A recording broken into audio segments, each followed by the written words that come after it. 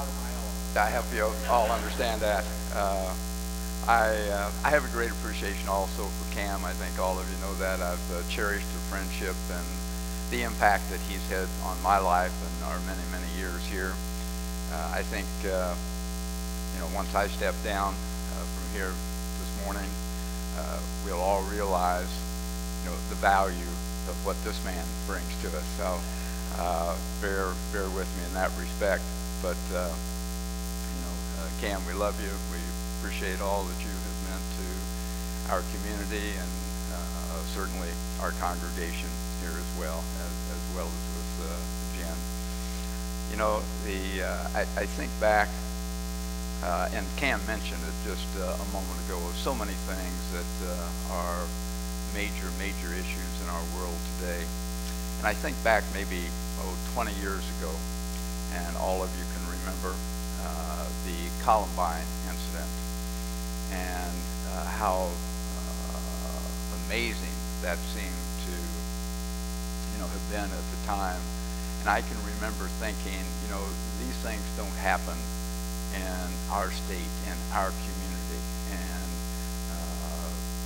I've always considered Colorado to be kind of the West Coast to begin with, but by the same token, these are things that shouldn't happen. We all know that, but things that really don't happen. And today, 20 years later, we see that as being very commonplace.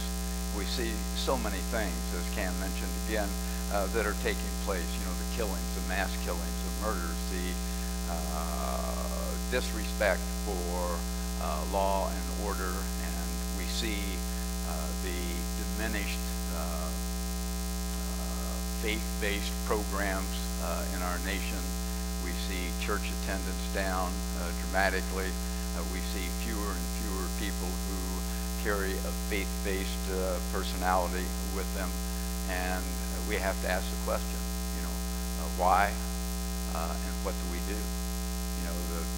Our Lord Jesus Christ, on his way to his death, was still in a vein of trying to help others.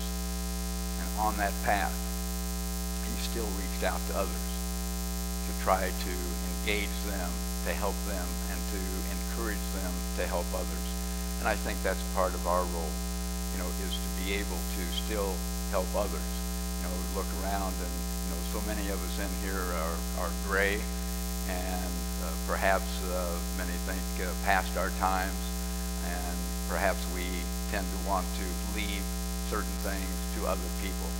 But each and every one of us, have the opportunities, and each and every one of us have the capabilities to be able to help guide and correct others, towards a faith-based life, and one that is geared toward being able to help others, lead an appropriate, law-abiding, faithful life. And I think, so often of, how those opportunities present themselves, and we don't always know when, where, or how. And so often we also look at others and we say, I can't reach that person. I can't reach that young man. We can't reach that young lady. And indeed, in some cases that may well be true. But by the same token, if we attempt to find a path, I think we can. Sometimes we can reach out and touch the life of someone else through someone else, someone who can reach that individual. And I think back about, what is it we can do? And I think in our actions with other people, with, millennials, with younger people now, younger people who have grown up to see all of the crime and the killings and the mass murders, etc., and see it as a normal happenstance of our world today. They were born into this, and sometimes lose sight of what are the right things to do. What is it really like to be, that caring individual, someone who cares about others, someone who embraces the word of the Lord. We can reach out, to those people, and as I said, we can always find ways or a pathway, to those individuals. And it's kind of like the pyramid effect. If we can reach out and touch the life of one individual, and that one individual can reach out and touch the life of another, and so on down the road, then eventually we engage more and more people to become more faith-based, to want to do the right thing, to live an appropriate lifestyle, and one that our good Lord would be extremely proud of. I think about what is important for people to be able to do that. And I've always encouraged young people, or all people for that matter, first and foremost is to be able to surround ourselves with people who make our lives better. Cam has made my life better. So many people have impacted my life, and how important it is for those people to be able to reach out and do exactly that, but how important it is for people today to embrace those people and to bring those people into our lives. We all get to choose, and those people that we try to mentor, they get to choose who they bring into their lives. Who are those people to surround them? Who are those people who can truly make their life better, want to, can, and will make their life better? And we can encourage people to do exactly that. Reach out and bring those kind of people into your life. I think, as we're in a situation, each and every one of us, and every single day, to define, what are those things we desire to do? What do we want to achieve? How do we want to become better in all things that we do? And to me, it's kind of like anything. There's a process. I think Jesus in his preachings had a process, about how he would try to approach others. And I think it's important for all of us to have exactly that. It would be so easy for one, say, if someone were to ask me, what can you do to go help others? So many of us would not have an answer. I'd want to do this or that, but is it well thought out? Is there a plan in place about how I might be able to help others? And indeed, given serious thought, we certainly can find that way. And I think that's important for us to be able to do exactly that, but it's important for us to be able to encourage others to do exactly that. How do we live, a faith-based Christian lifestyle? How do we make plans to do things the right way, to be that kind of person that our Lord wants us to be? Do we have a plan? I think most of us think through certain things, but if you're like me, sometimes, not sometimes, quite frequently, I forget, what I may have thought about yesterday. That goes with gray hair sometimes. But by the same token, I think it's kind of like with young people in our program.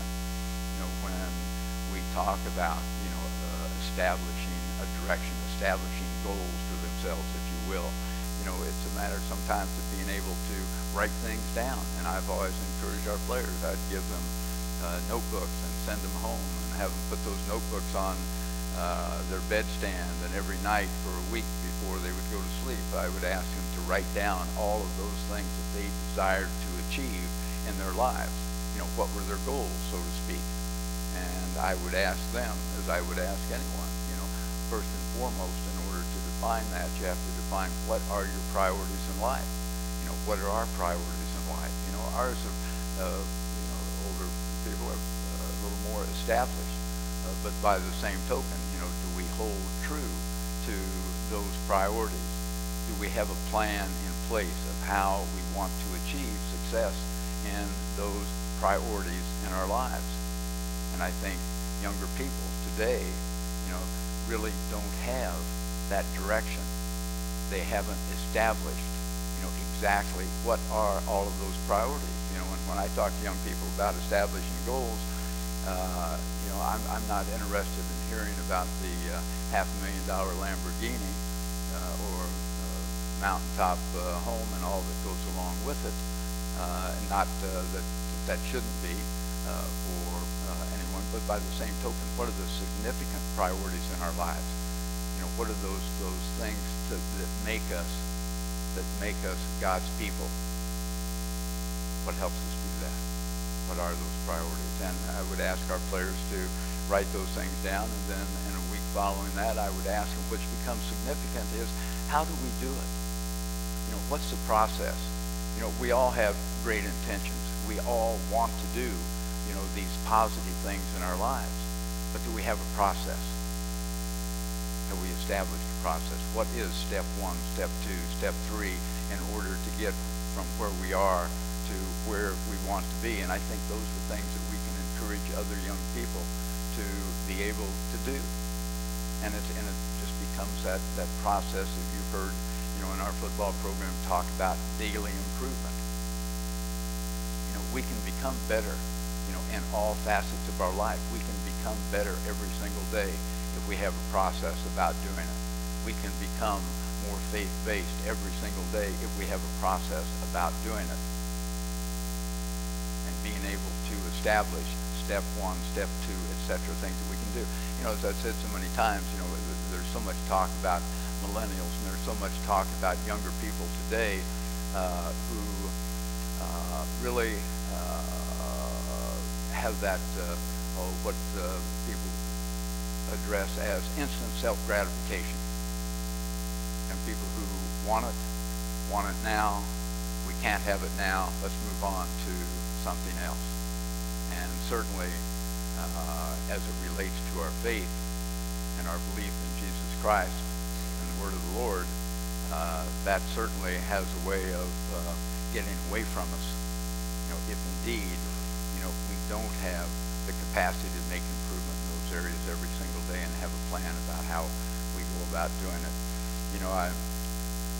I think too, when we talk about younger people and instant self-gratification, it brings up, the old adage, and there's scripture, about it as well, about not giving up, about persistence or perseverance, whatever terms that you would like to use.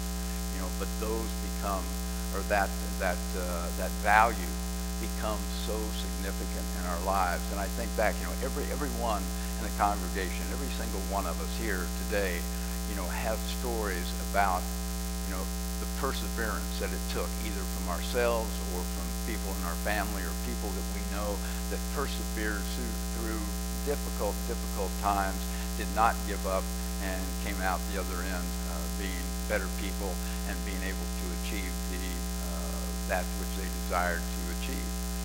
And I think that's a great value, that young people need to garner today. I think of so many stories. As I said, we all have those stories. I always think about, one of my favorite presidents, if not the favorite, was Abraham Lincoln, and not necessarily for the reason that it's advertised so frequently, but I recall in the history books, that Abraham Lincoln attempted to gain public office on 7 occasions and failed on all 7. Went bankrupt during that period of time, lost to an untimely death his fiancée, wife-to-be. And going through all those difficult times, most of us would probably have given it up, and he did not. And he continued to try to aspire to achieve what he desired to achieve, and on his 8th attempt became the president of our United States and did so much good for our country. Didn't give up. You've heard the story of a family member, one of our daughters, our middle daughter, Meredith, was in an automobile accident again almost 30 years ago, and was told, had a surgery that evening, and the physician, the surgeon, came out after the surgery and said, "Coach, your daughter will never walk again for the rest of her life." And I said to the doctor, I said, this is not, it's not my attempt to be disrespectful, but my daughter will walk again. And I said that because I knew of her perseverance and I knew of her belief. And 6 months later, she walked out of the Dallas Rehab Institute with the aid of a cane and a helping hand. And I'm convinced it was because belief in the good Lord and her persistence, that she wasn't going to give up. We all have many, many stories in that respect, but today is that age of giving in, and it is important for us to be able to convey the message, I believe, to those others that we can have an impact on, the youth that we can have an impact on, to not give up on the right things. And I think in this day and age, one of the things that we see so frequently is the limitations that people place upon themselves.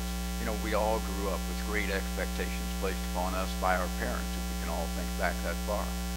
And we had expectations placed on us by parents, by people in the church, by people in our schools, but we've always had expectations placed upon us, and even today there are still those expectations that are placed upon us. And the important thing, in my way of thinking is, what do we expect of ourselves? And I think too often we don't look in that direction. We don't define what we expect of ourselves. And consequently, we place limitations in what our capabilities happen to be to achieve those things that we desire to achieve, to be able to help others. And it becomes significant, I think, as we try to help others, that we allow them to understand that it is important not to place those limitations on themselves, but understand that their capabilities exist and they can achieve that which they desire to achieve, if indeed they have the perseverance to continue to work through whatever the issues and the problems happen to be. As I said, that in this day and age with so many difficulties that exist, when I go back to Columbine, because I can just remember, as I said a moment ago, I could not imagine, and I don't think anybody that I was aware of could imagine that those types of events, would take place, here in our community or reach the state of Kansas. And as we look around within our state, within our community, we see so many things. It's just a matter of waking up and reading the newspaper. Don't always believe what's in the newspaper, but by the same token, we see so many things that are taking place that are destroying our world. And the lack of believers, the decline in believers, the decline in church attendance, all those things can tend to tell a story that there are fewer and fewer people that truly believe in what the right direction happens to be. But the essence of what I'm saying, and I'll close, is that each and every one of us who are strong believers really can reach out to others and can have an impact on someone who can have an impact on someone else, and consequently, we can reach out, we can touch the lives of a lot of people, even though we're doing it, one at a time. And I encourage each and every one of us